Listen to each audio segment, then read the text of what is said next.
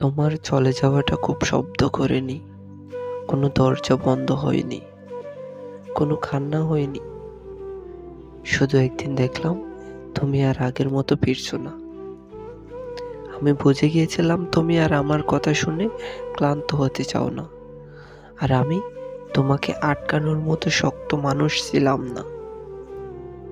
আমরা শেষবার কথা বলার সময় খুব সাধারণ ছিলাম। এই সাধারণত্বটাই আমাকে আজও ভেঙে দেয়।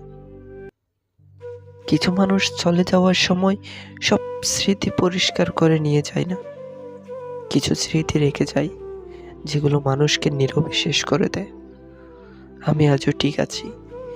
এই কথাটা বলতে বলতে আমি নিজেই জানি আমি আর আগের মতো নেই। তোমার চলে যাওয়াটা খুব শব্দ করেনি, কোনো দরজা বন্ধ হয়নি, কোনো কান্না হয়নি।